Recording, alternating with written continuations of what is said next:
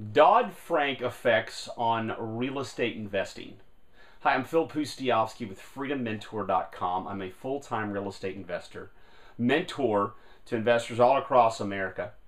And in this video, what I want to describe for you are what affects the new legislation, which is termed Dodd-Frank. It's actually the Dodd-Frank Wall Street Reform and Consumer Protection Act.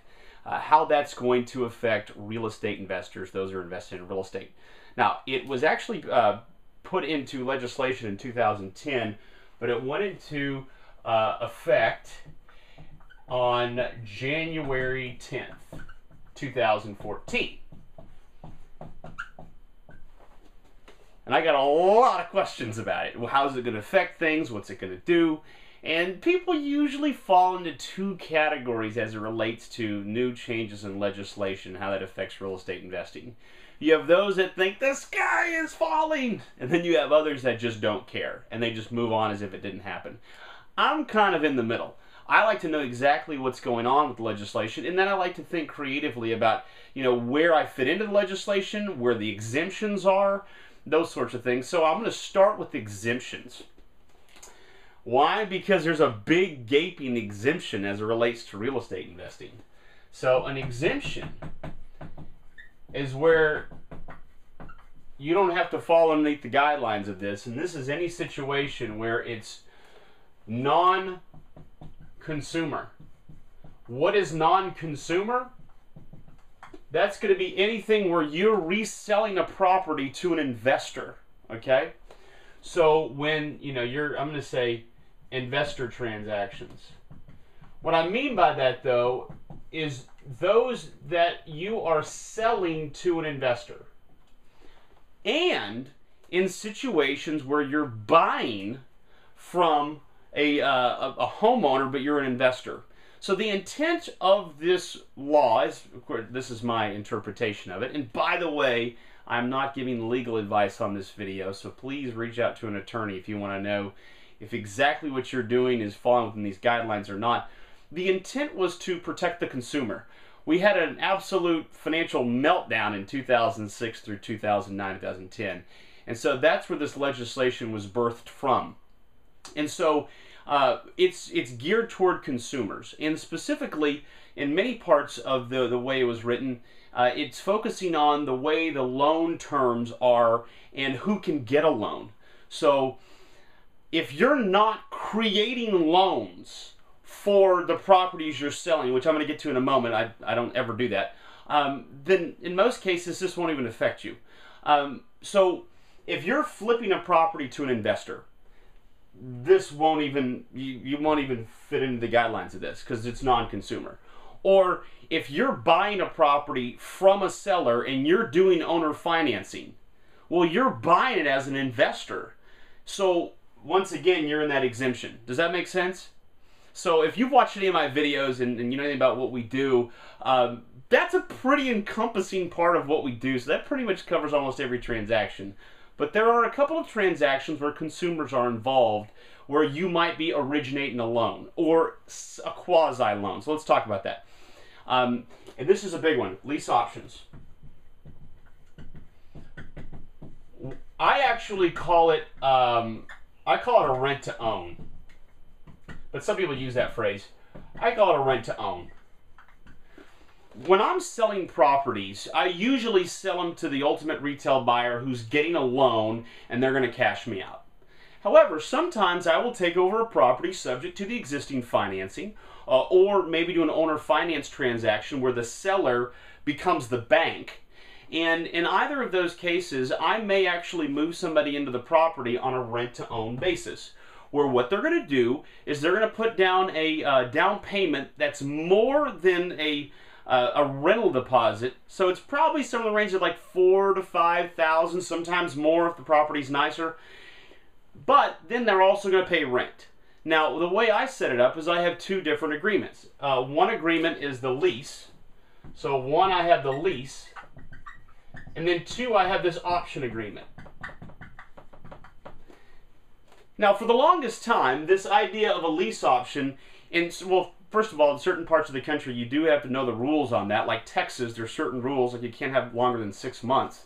Otherwise, what happens is it could be considered an installment sale for IRS purposes. But in most parts of the country, you can do a in as much as 3 year. I've always done 2-year lease options or rent to owns. So my lease is for 2 years, and they have an option to purchase for 2 years.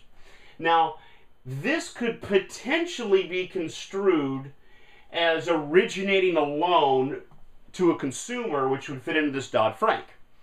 Now, what Dodd-Frank talks about is this idea that you have to have some qualifications before you can, quote, originate a loan.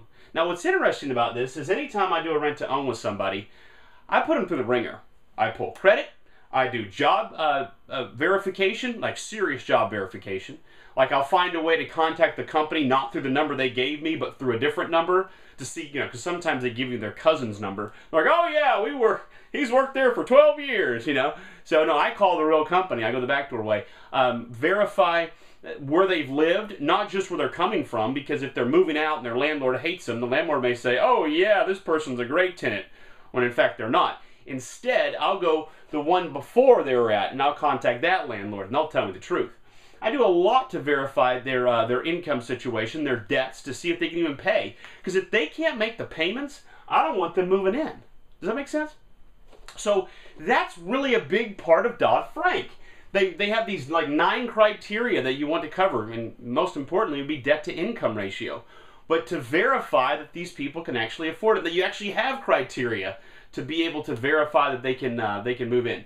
So this is somewhat quasi whether or not it even fits into here. It could or it could not. But since that's the way I operate anyways, and that is I do a very, very heavy scrutiny of the application they provide, I actually call their references, or I have my assistant do it. I mean, we verify what's going on with that person, and we turn down a lot of applications. I mean, to get into one of my rent-to-owns, it's kind of going to be a needle in a haystack. You got to have some money for a down payment. It's okay if you have, poor credit, so long as that was from something in the past. Because I don't want to see anything recent where they're not paying their bills. I'm talking if it was 3 years ago, they had a divorce, they had something go on back then, and then now they've had this 2 years of great track record, I'm okay with that. So what's interesting is the way that I teach my mentors, or I do it, my mentees, or I do it personally, is that I actually scrutinize the heck out of these people before I move them in, which is exactly what Dodd-Frank wants, in the legislation. They want you to verify and not just let anybody in and create any loan. Now, what I don't do is I don't offer owner financing to the new buyer. I hear of others and other investors that do that, more power to them. Those people would definitely fit within Dodd-Frank, and they would have to do this criteria, which is not a big deal. I don't ever offer that, and here's why. Because if you offer owner financing to a new buyer, and they move in, let's say they give you a down payment and all that great stuff, and all their stuff checks up, and they're fine, and they have good credit, and they can make the payments, and then they stop paying you. It's not if, but when. Most landlords will tell you that at some point the tenant stops paying you.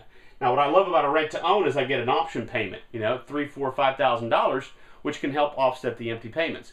But if you have an owner finance deal where you are letting the new person move in, they become the owner, and they don't pay you, you have to foreclose to get them out of there. Do you know how long it takes to foreclose? Long time. No matter what state you're in, it takes a long time. And that's expensive. And plus, if you do the foreclosure wrong, of course the attorneys are going to charge you a lot of money. You see what happens to these banks that have to foreclose. It's a nightmare. Now remember, the banks aren't lending their own money, and they have basically unlimited funds, basically. So being able to pay for foreclosures isn't the end of the world to them, but it could be to you. So I don't ever offer owner financing. So from that perspective, I don't have to deal with that part of the Dodd-Frank.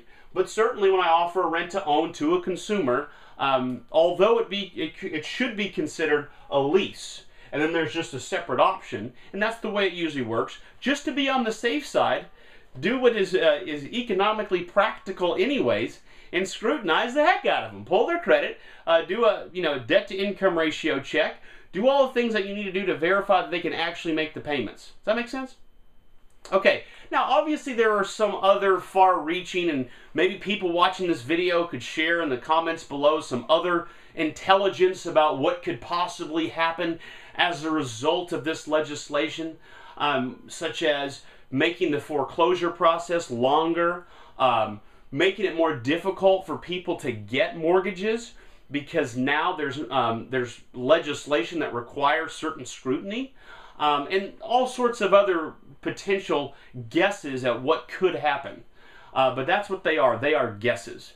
And one thing you've probably learned from me if you've watched my other videos is I'm a big fan of the book, The Signal and the Noise, by Nate Silver, where he argues, and I think he does a great job of doing it, that us human beings are awful at forecasting. We're terrible at guesstimating what's going to happen tomorrow, especially on large things like the economy. For example, a lot of people were saying that in 2012 we were going to have a double dip in real estate, whereby the market would drop even more because of all the shadow inventory. Do you remember that? Well, if you're brand new to real estate, you may not recognize that part, but this was a big deal. You get to towards the end of 2011, the sky was falling again, that this massive amount of shadow inventory these banks had were all going to be thrown on the market, and then the market was going to collapse some more. Well, do you know what happened? For the first time in history, Wall Street got involved and began buying tens of thousands of single-family homes and then renting them out. And then another landmark item, they securitized these investments and they sold them on the bond market. And they actually have a bond, they have a rating, like the AA rating or something, the last I checked. So what many of the pundits didn't predict was that as these market prices got so low, all of a sudden a bunch of hedge funds would buy up tens of thousands of single-family homes and thereby got rid of a large portion of the shadow inventory, and that's why we never had the double dip. That's why the real estate market has rebounded. Now we're hoping it'll continue to rebound, but whether it does or it doesn't, we're going to be making plenty of money because we know how to make money in up and down markets. So I point that story out to say this. I don't know what all of the long-term effects could be in these major changes that could occur. I do know, as it relates to on the granular level doing deals, be aware that if you're doing anything with a consumer and you're originating the loan, or in this case doing a rent-to-own, you want to make sure and evaluate that person. Put them through a, quote, underwriting process. I've done that my entire investing career, though. I mean, my mentor showed me that. Never put somebody in a property that you don't fully know what their story is, because it can be a nightmare to get them out of there. It's a lot easier to get a tenant in the property as to get them out. So I hope this has helped give you a little bit of an understanding of the Dodd-Frank Act and how that can play a role to you as a real estate investor. As you can tell, it's not that big of a deal, but there are some details you may want to focus on.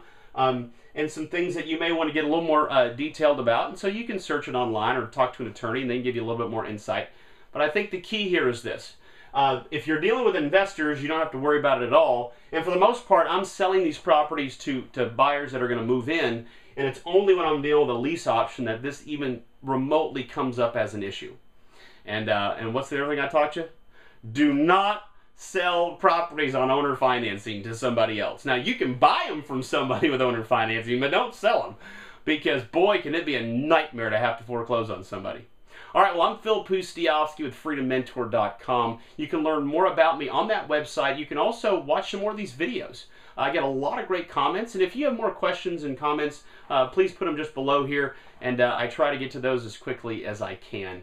Once again, thanks so much for watching, and have a great day.